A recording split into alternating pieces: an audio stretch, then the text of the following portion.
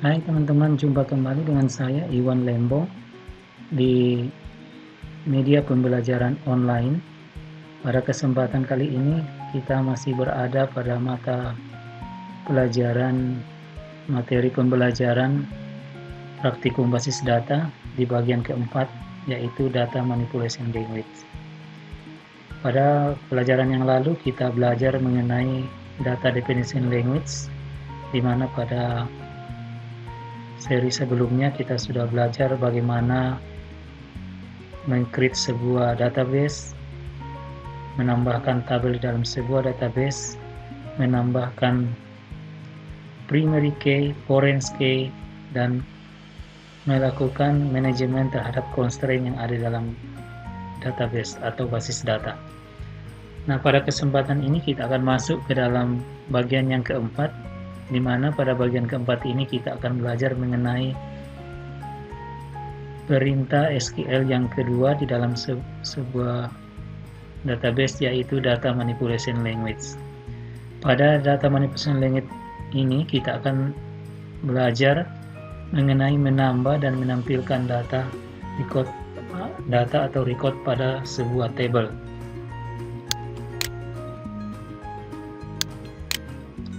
Tujuan pembelajarannya kali ini adalah mampu menggunakan perintah insert, select, serta klausa where dalam SQL. Data Manipulation Language adalah bahasa yang memungkinkan pengguna mengakses atau memanipulasi data seperti yang diatur oleh model data. Memanipulasi data di sini maksudnya adalah pengambilan informasi yang disimpan di dalam basis data, penempatan informasi dalam basis data, penghapusan informasi dari basis data, dan modifikasi informasi yang disimpan dalam basis data. Data Manipulation Language merupakan bahasa yang bertujuan memudahkan pemakai untuk mengakses data sebagaimana dipresentasikan oleh model data. Ada dua jenis Data Manipulation Language, yaitu prosedural yang mengisyaratkan agar pemakai menentukan data apa yang diinginkan serta bagaimana cara mendapatkannya. Dan yang kedua adalah non-prosedural, yang membuat pemakai dapat menentukan data apa yang diinginkan tanpa menyebutkan bagaimana cara mendapatkannya. Query adalah pernyataan yang meminta pengguna mengambil informasi. Bagian Data Manipulation Language yang terlibat dalam pengambilan informasi disebut bahasa query. Istilah bahasa query sering disamakan dengan istilah bahasa manipulasi data. Sedangkan SQL adalah sebuah sintaks untuk mengeksekusi sebuah query. Latihan pertama, misalnya kita akan memasukkan data ke dalam tabel. Nah, untuk memasukkan data ke dalam sebuah tabel, maka pernyataan yang digunakan adalah insert into. Insert into ini digunakan untuk memasukkan data pada sebuah tabel. Sintak penggunaan insert into adalah insert into nama table, values, nilai 1, nilai 2, dan seterusnya, tergantung dari jumlah kolom yang ada di dalam sebuah table. Urutan nilai yang diletakkan dalam tanda kurung disesuaikan dengan urutan kolom dalam tabel. Akan tetapi kita bisa menentukan kolom-kolom yang akan diisi dengan data baru, yaitu misalnya kita akan memilih kolom-kolom tertentu untuk kita isikan dalam sebuah tabel. Misalnya insert into nama table kolom 1, kolom 2, atau kolom yang lain yang akan kita pilih tergantung dari kebutuhan kita. Kemudian values-nya kita tuliskan juga di sana berdasarkan jumlah dari kolom yang akan kita isi. Jadi nilai 1, nilai 2, dan seterusnya. Nah, kolom-kolom yang tidak disebutkan dalam perintah insert secara otomatis akan terisi dengan 0. Latihan yang kedua yaitu mengenai pernyataan select. Secara umum, perintah select hanya difungsikan untuk menampilkan data yang ada dalam suatu tabel. Tetapi dalam pengembangannya, perintah ini akan menjadi sebuah perintah yang sangat penting dan berpengaruh hingga saat pemrograman di store prosedur dan trigger. Struktur perintah select adalah sebagai berikut. yaitu select, distinct. Ini opsional, kita bisa tuliskan, bisa tidak, tergantung kebutuhan. Kemudian select list from table source, artinya tabel yang akan kita tampilkan informasinya, where search condition. Jadi di sini kita menggunakan klausa where. Kemudian ada kondisi dari sebuah query yang akan kita buat. Nah, pada perintah select ini kita akan belajar bagaimana memilih beberapa kolom dalam sebuah tabel. Nah, untuk memilih beberapa kolom dalam sebuah tabel, kita bisa menggunakan perintah select nama kolom 1, nama kolom 2, atau nama kolom yang lain dari nama tabel. Misalnya, kita akan menampilkan kolom nomor KTP, nama depan, nama belakang dari tabel pegawai. Maka sintaksnya adalah select nomor KTP, nama depan, nama belakang from pegawai. Artinya kita akan menampilkan nomor KTP, nama depan, nama belakang dari tabel pegawai. Nah, untuk memilih semua kolom dalam sebuah tabel dapat kita gunakan tanda asterik sesudah kata select. Nah, penulisannya adalah sebagai berikut. Jadi, select bintang from nama table. Misalnya kita akan menampilkan semua informasi mengenai pegawai, maka kita bisa gunakan perintah select bintang from pegawai. Bagian yang berikutnya dari perintah select adalah pernyataan distinct.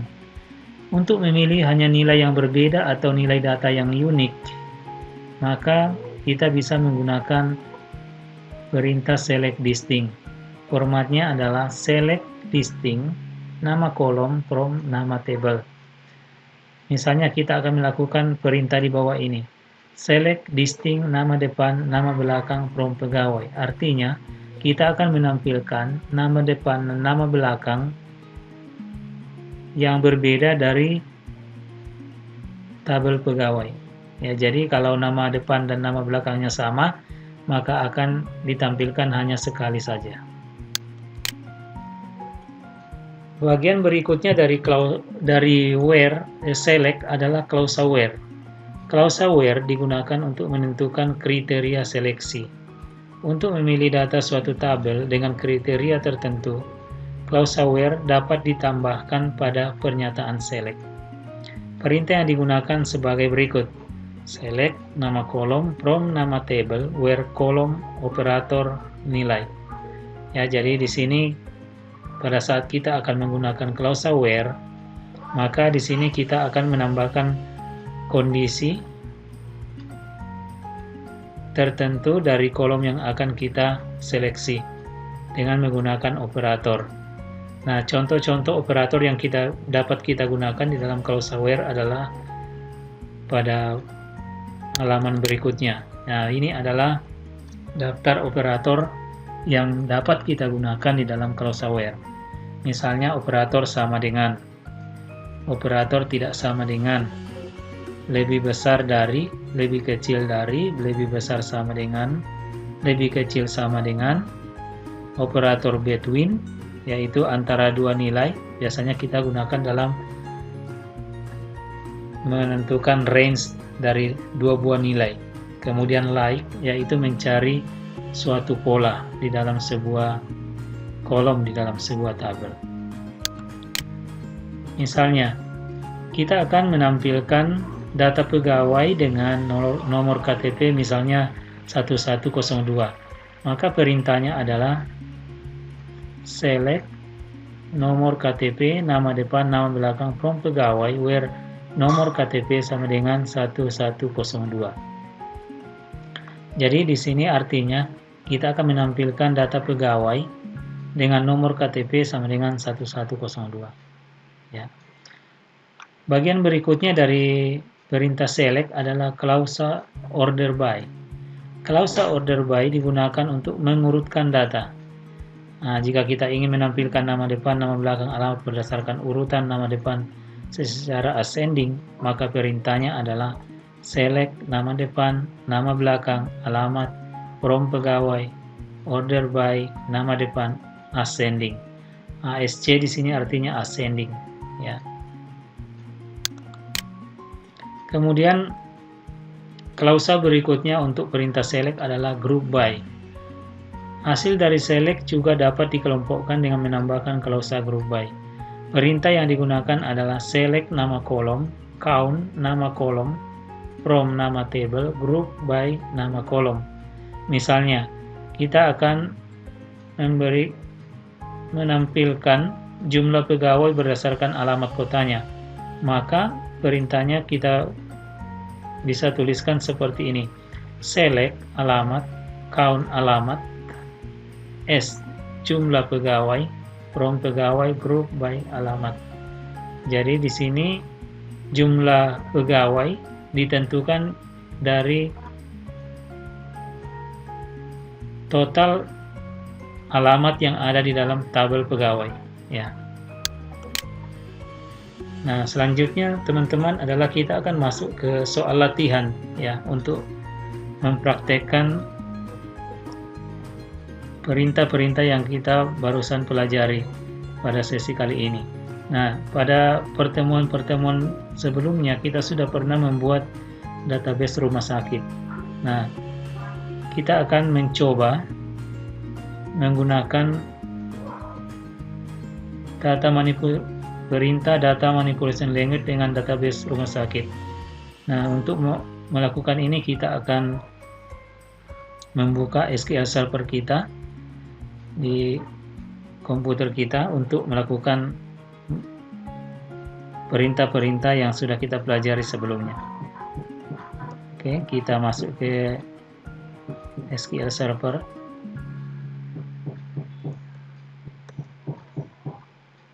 Kebetulan di sini belum ada, ya. Oke.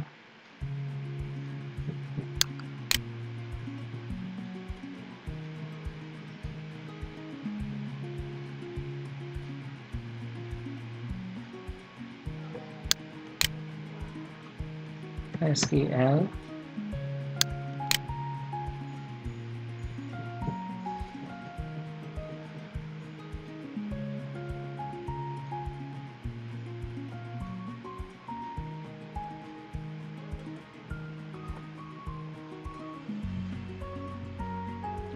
Oke, saya akan masuk ke SQL Server 2014. Kemudian kita nanti melihat database rumah sakit yang sudah pernah kita buat sebelumnya. Oke, di panel sebelah kiri kita masuk ke database. Kemudian di bawah database ada rumah sakit. Oke, di sini ada daftar tabel. Jadi kalau kita perhatikan di sini kita memiliki ada 6 buah tabel, yaitu tabel dokter,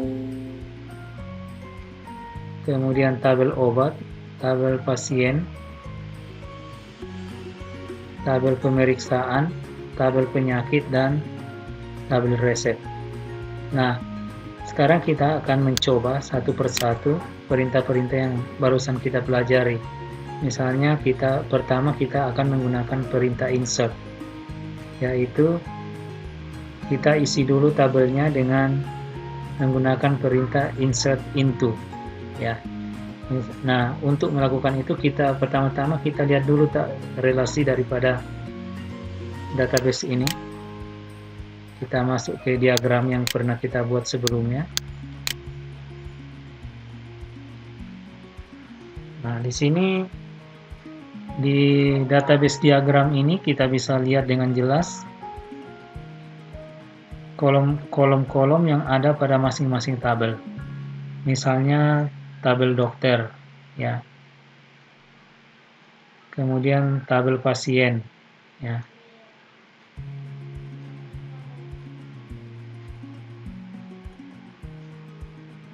Oke. Nah, untuk melihat struktur daripada masing-masing tabel ini dapat kita lihat di sebelah kiri misalnya untuk tabel dokter, kolomnya seperti ini. Ya, misalnya jadi kode dokter itu karakternya 5. Ya, kemudian nama dokternya itu varchar 25. Nah, kita akan coba memasukkan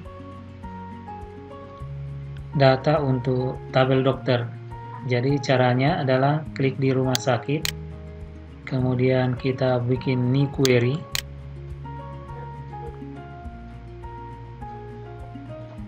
Oke. Nah, pertama-tama kita akan gunakan perintah insert misalnya ya. Insert into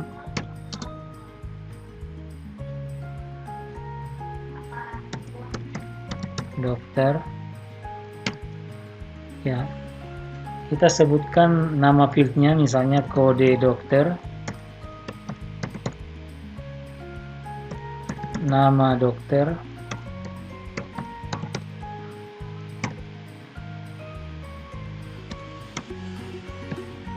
values, ya, misalnya seperti ini ya.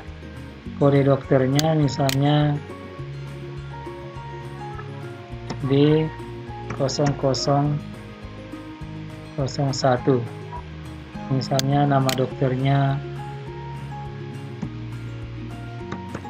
Ayu Sanjaya. Nah, artinya kita akan mengisi tabel dokter di mana kode dokternya kita isi dengan D001, nama dokternya adalah Ayu Sanjaya. Nah, waktu kita blok ini, kemudian kita klik kanan, execute. Oke. Di sini ada message one row effective, artinya ada satu record yang masuk. Nah, untuk melihat hasil dari perintah ini adalah kita bisa gunakan perintah select.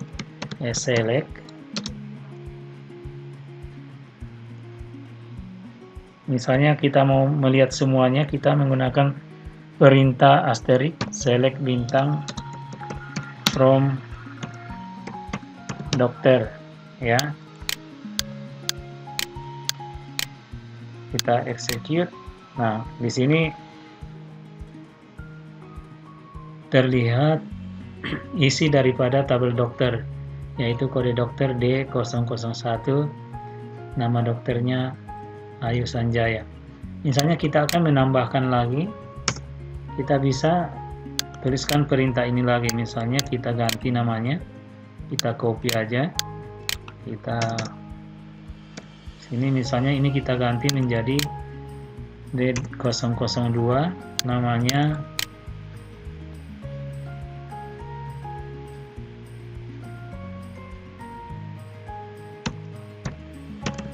Ari Budiman. Oke, kita masukkan lagi. Oke, masuk, kita lihat hasilnya, kita jalankan ini. Oke, nah demikian juga untuk tabel-tabel yang lain, kita bisa tambahkan datanya menggunakan insert into ya. Jadi untuk tabel-tabel yang lain nanti Anda bisa menambahkan sendiri, misalnya untuk tabel pasien. Nah, di sini kita bisa lihat kolom dari tabel pasien apa aja. Jadi misalnya ini ada kode pasien, nama pasien, alamat, telepon ya. Coba kita contohkan lagi untuk tabel pasien. Jadi untuk tabel pasien kita gunakan insert into pasien,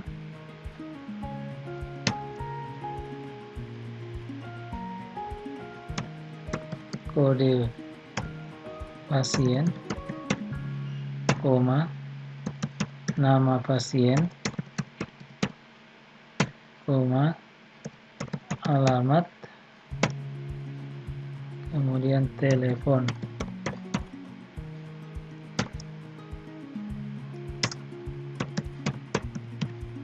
Values misalnya P001,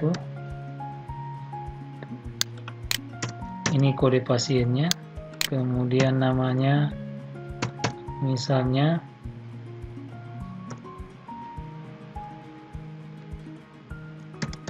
hari ini, kemudian alamatnya Denpasar, teleponnya misalnya 0821. Nah, oke. Waktu kita jalankan ini, kita blok, kemudian klik kanan, execute. Oke. Nah, untuk melihat hasilnya, kita bisa gunakan perintah select bintang from pasien.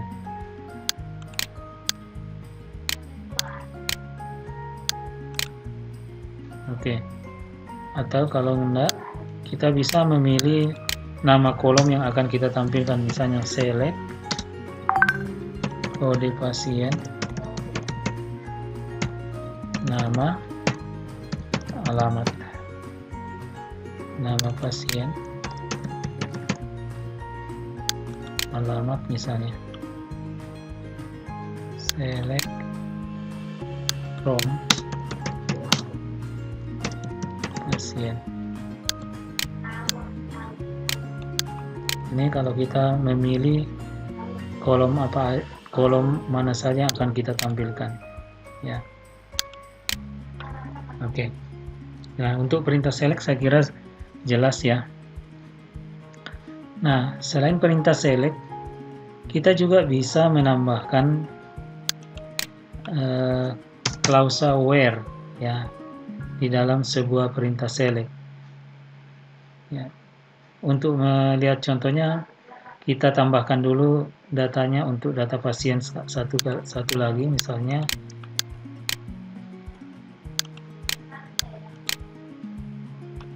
saya tambahkan di sini aja ya, P002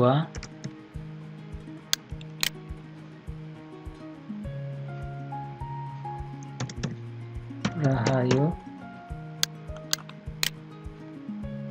misalnya Singaraja, teleponnya 0361 5678. Oke.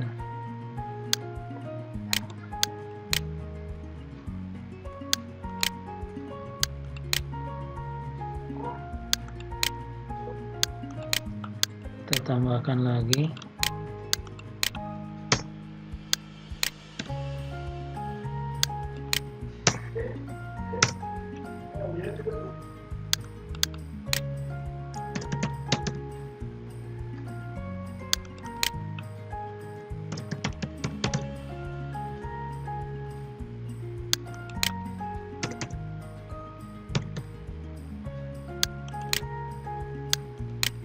(021 876). Oke.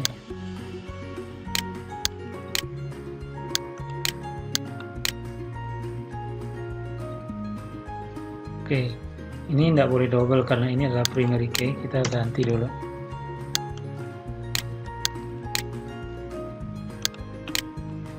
Oke, satu lagi.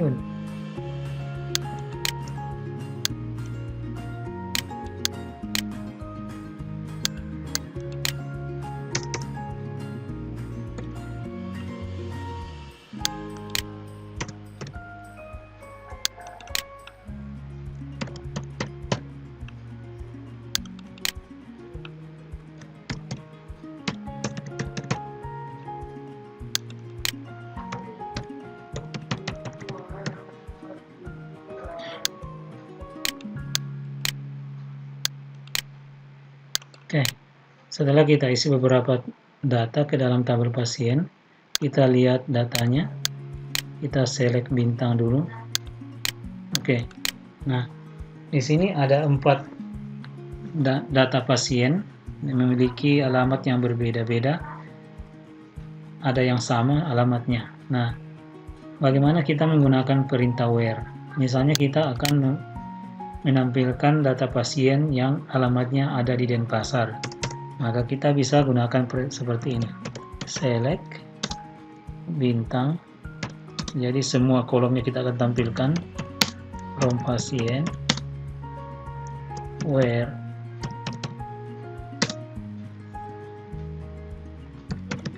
alamat sama dengan Denpasar. Oke.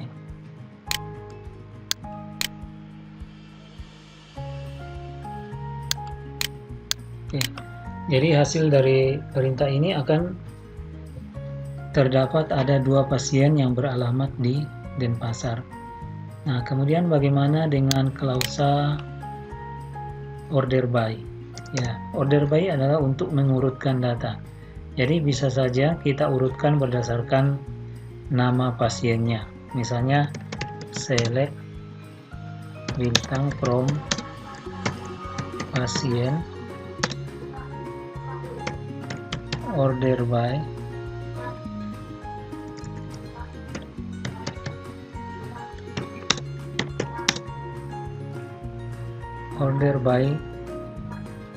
nama pasien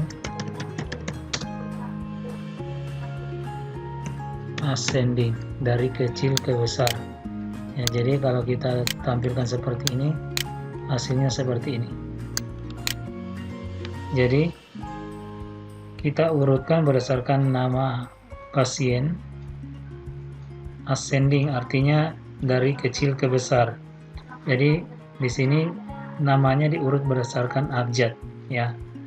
Jadi A, B, C, D dan E. Jadi di sini kelihatan bahwa pasien ini diurutkan berdasarkan nama pasien. Nah, demikian juga kalau kita mau urutkan berdasarkan descending. Jadi kita bisa gunakan perintah ini.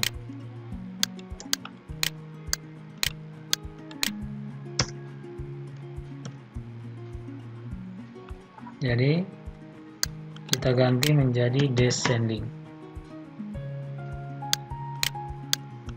Nah, waktu kita jalankan perintah ini, maka nanti urutannya dari nama yang memiliki abjad paling besar, yaitu R, kemudian dan seterusnya. Jadi kebalikan dari ascending. Nah, selain perintah order by, kita juga bisa mengelompokkan pasien ini menggunakan perintah group by. Ya, misalnya kita group by alamat, ya. Misalnya select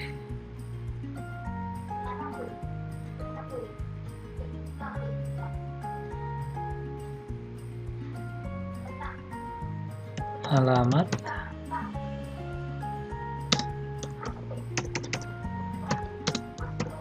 misalnya kita akan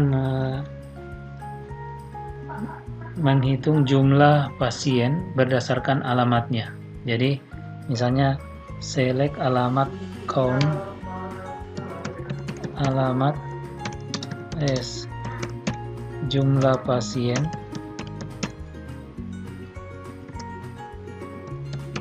from pasien